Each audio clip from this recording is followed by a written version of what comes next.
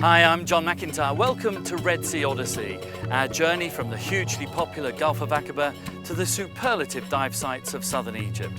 We'll visit the best the Red Sea has to offer, the fantastic vertical walls of Ras Mohammed, the offshore marine parks famous for their shark action, the top wreck sites including, of course, the mighty Thistlegorm, the gorgeous coral gardens of the southern Red Sea, and we mingle with the playful spinner dolphins of Marsa Alam.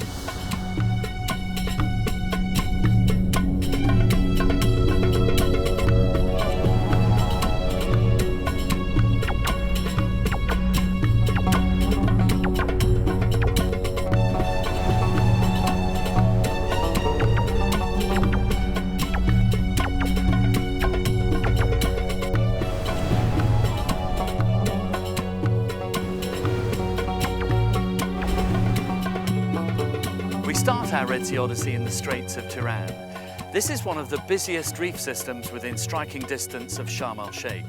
Strong currents ensure a luxuriant coral growth. There's an amazing deep canyon which can prove irresistible to the more adventurous. And to cap it all, there's the giant wreck of a Japanese container ship. This is where a lot of new Red Sea divers cut their teeth, a place for people of all skill levels.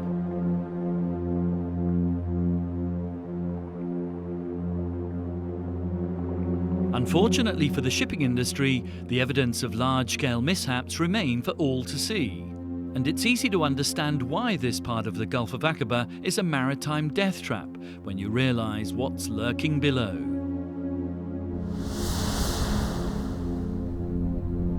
The four big reefs of Tiran are positioned between the Sinai Peninsula and the island of Tiran, creating a bottleneck effect. Travelling north up the Gulf of Aqaba, we encounter Gordon, Thomas, Woodhouse and Jackson.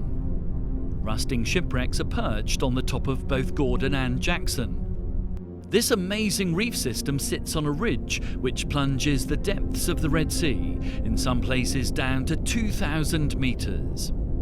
Currents buffeting the north and the flanks of the reefs can be extremely powerful. At Jackson, sometimes they're so strong it's impossible to swim against them. When conditions are good, Thomas offers advanced divers the chance to enter a natural canyon, starting at around 35 metres, but dropping well beyond safe limits when passing under the arches. This is a reef system for all divers, and sometimes big animals.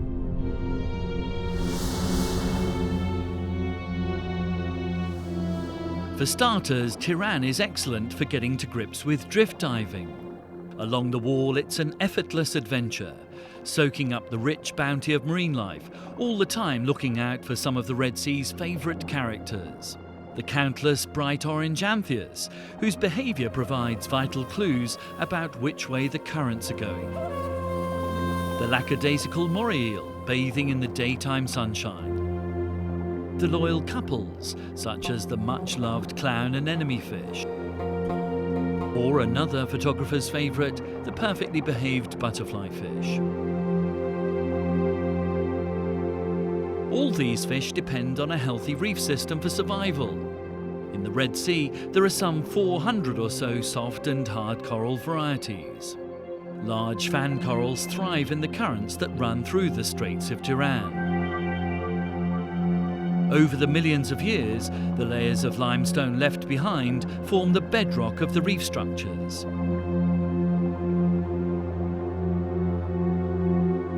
At Thomas Reef, the smallest of the Tiran systems, the forces of nature have gorged a long, deep canyon out of the coral foundations. At its shallowest, the ridge is about 35 metres. Inside, there is just enough room for one diver at a time to negotiate the arches. Deep inside the canyon takes divers right to the edge of the limits on air, with depths exceeding well over 60 metres.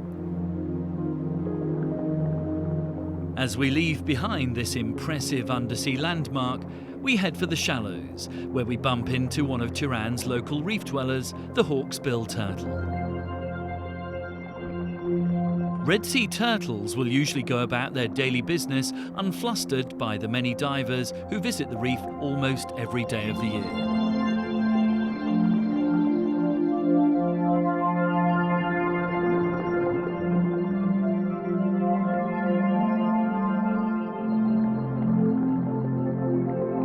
Tiran's reefs prove an excellent introduction to many of the Red Sea's inhabitants, large and small. Not least the ubiquitous antheas, whose bright orange pigmentation helps create the impression of a bustling undersea garden. While the vigorous nature of the currents channeled through the Gulf of Aqaba are ideal for marine life, they've had a disastrous impact on shipping. One of the more recent casualties was the giant bulk carrier the Million Hope. She sits close to the reef wall on the western side of the channel, where a fire caused her to run out of control in 1996. So vast is the hull, it almost has the sensation of a wall dive.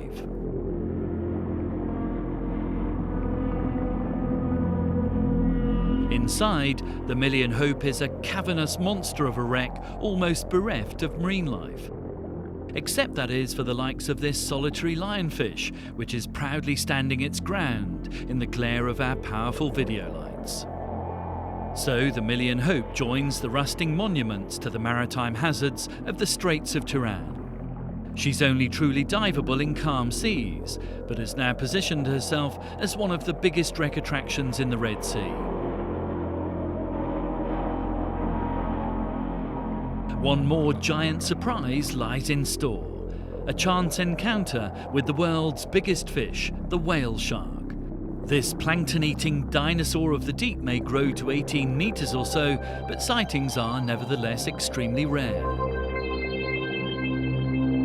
What better testimony to the region star billing as a world-class destination, as we shall discover throughout our Red Sea Odyssey.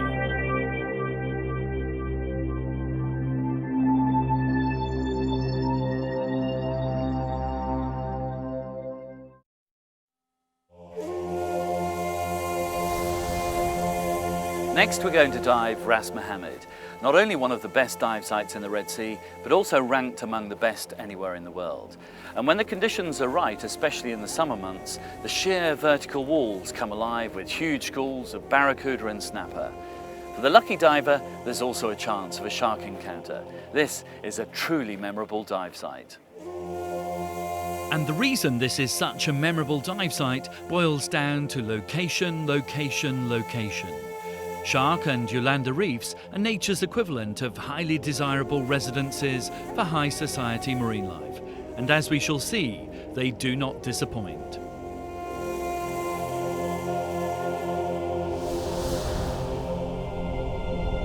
Ras Mohammed's reputation as one of the world's premier dive sites is all about how she was formed.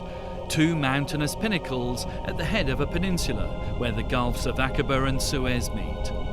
The walls are sheer vertical drops, estimated at about 800 meters to the floor. To the east, Shark Reef, a short but exhilarating wall dive. To the west, the larger Yolanda, so named after a freighter which struck the reef in 1980.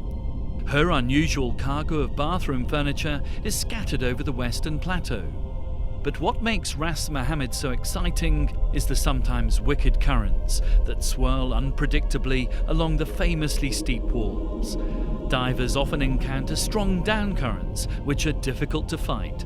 But all this simply creates a magnet for marine life, large and small. Hence the name Shark Reef.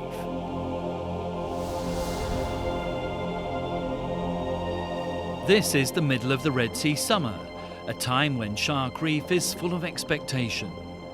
Descending the deep blue depths of the wall, we know that the characteristic schools of snapper, barracuda and batfish await us.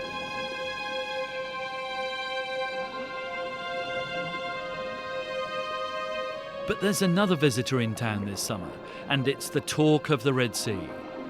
As we glide along the reef into a large school of diver-friendly snapper, our ambition is to catch a glimpse of one of the top predators of the ocean, the tiger shark.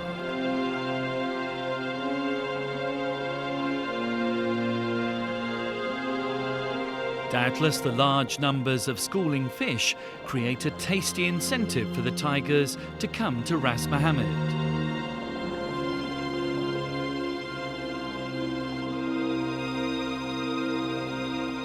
An even bigger swirling mass of barracuda gives every indication that Shark Reef is on top form. Hundreds band together for both protection and attack, sometimes moving with a unified burst of pace.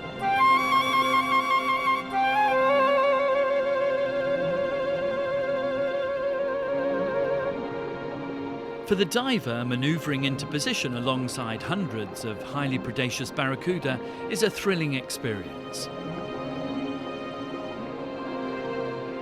But where there are barracuda, the oceanic blacktip reef shark is never far away.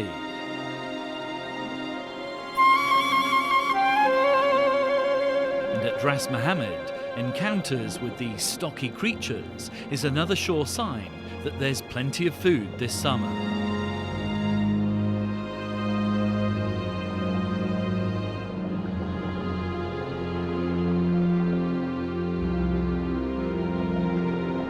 In the depths below lurks an even bigger predator with a reputation and an attitude. The tiger shark makes an impressive appearance.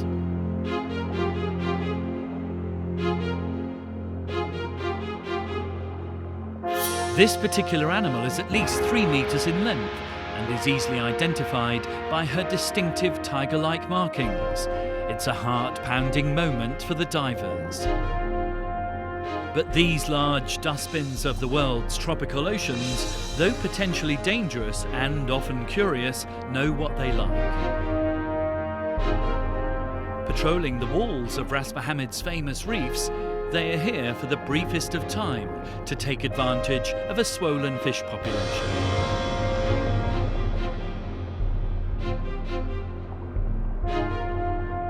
In the diver shark ratings, an encounter with a tiger must surely rank among the best of experiences.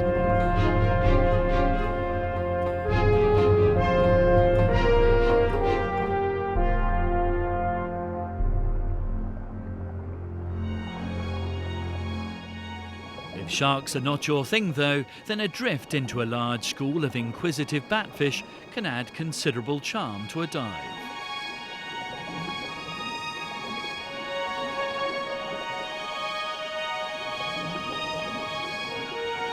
Shark and Yolanda reefs are just as well known for their other local residents. Naturally, our old friend the Napoleon wrasse plays a role in entertaining the dive troops.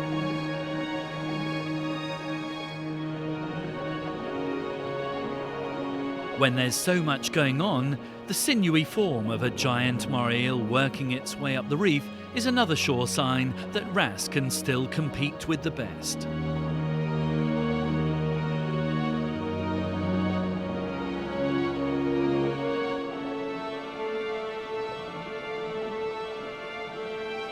Most dives tend to conclude at the place where Yolanda Reef gets its name, after a freighter which sank in the early 1980s, later tumbling into deeper water, but leaving behind the now famous collection of bathroom ceramics, mostly broken toilets, which have become useful anchorage for a whole host of marine life.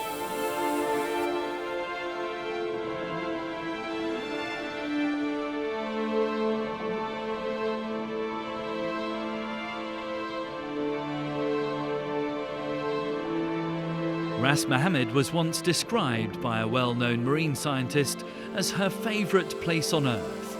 Get your timing right, and it's easy to understand why.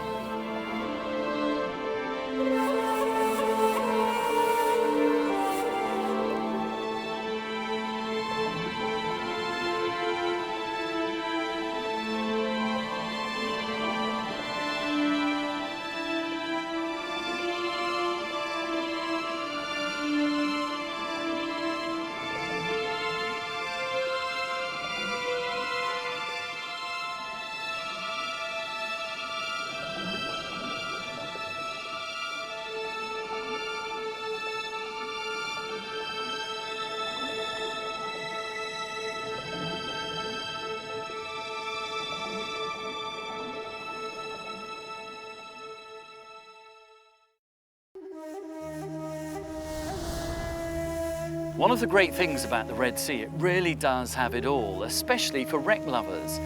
For the record, it's not just us Brits who are obsessed with all things metal rusting at the bottom of the ocean.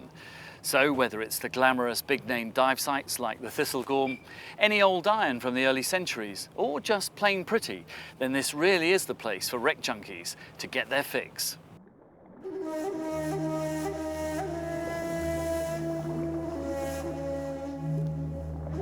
Our Red Sea Odyssey inevitably takes us to the famous fort at Abu Nahas, where there are wrecks aplenty.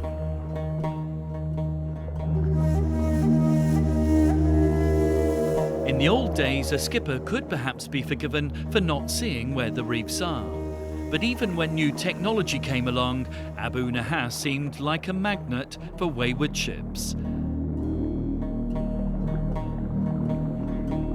Among the first to come a cropper was the steam sail ship the Carnatic, which came to grief in 1869. Divers can even flirt with the fantasy of finding hidden treasure.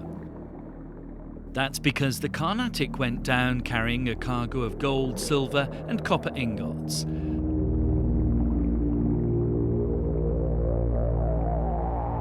But chances are, if anything ever was left behind by the salvage teams, it's long since been removed.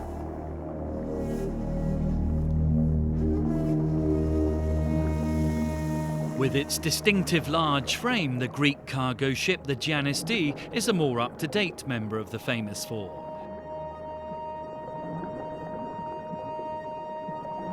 She fell victim to the curse of Abu Nahas in the 1960s.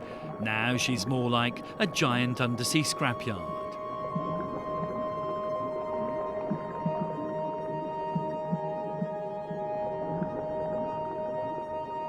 Abu Nahas may have proved a nightmare for shipping through the ages, but at least the legacy is a concentrated collection of excellent wreck sites.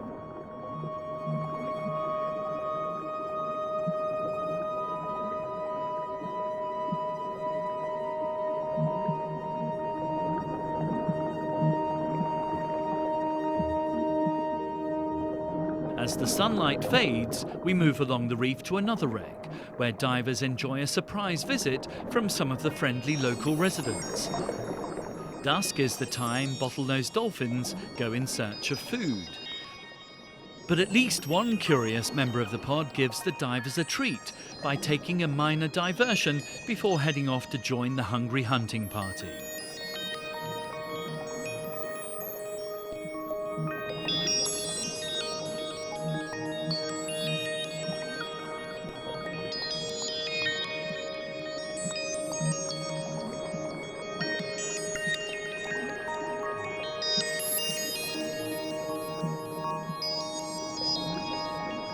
As well as providing a home to plenty of other Red Sea marine life, Qeyih is better known in the diving community as the Tile Wreck.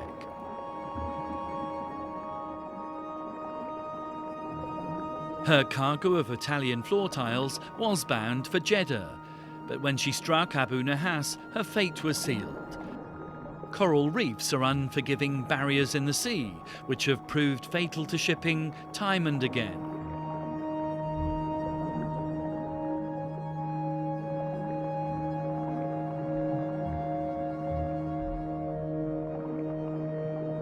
Not all of the Red Sea's long list of casualties, however, have been lost to nature.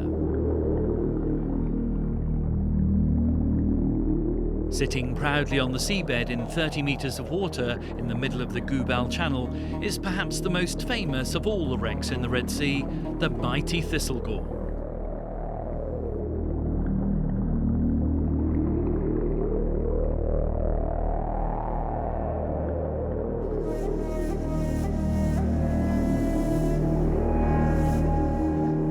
German bombers ensured the ⲫⲓⲟ's impressive cargo of military vehicles and motorcycles never arrived at their intended destination of Tobruk in 1941. Wreck lover or not, this giant World War II British military supply ship is in a league of its own.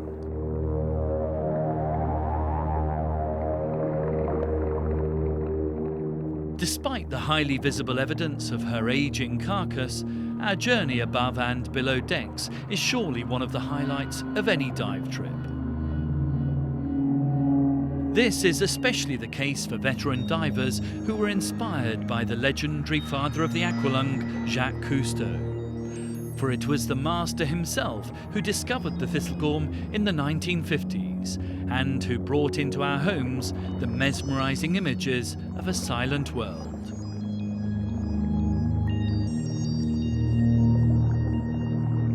Inside the holds of this 5,000-ton steam-driven cargo ship, we find a fascinating glimpse into the past. Military vehicles, supply trucks exactly as they were loaded, and the rows of rusting BSA motorcycles for which the wreck is famous around the world. Look carefully and you can make out the basic shapes of the Enfield rifles, caked together, their boxes having rotted away.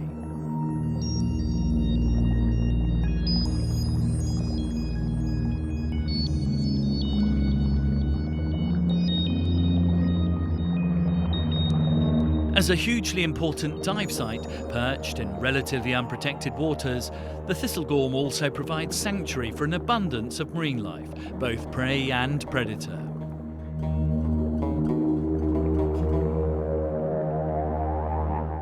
Half a century after Cousteau's pioneering discovery, the wreck may be slightly worse for wear and even plundered by trophy hunters, but she remains an important part of the Red Sea story.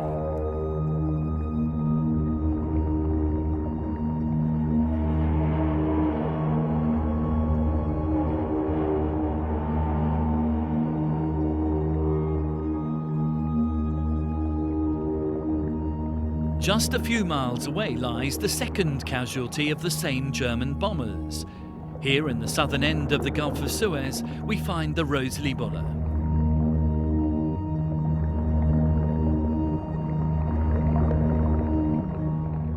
She too bears the scars of battle from those ill-fated attacks in October 1941, which together claimed a total of 11 lives.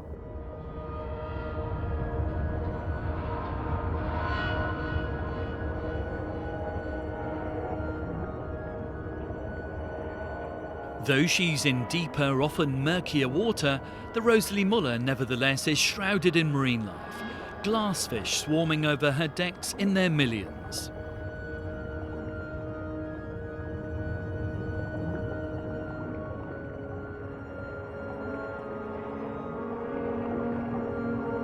She may not have the glamour of the thistlegorm, but since her discovery, she's become another of the Red Sea's star attractions.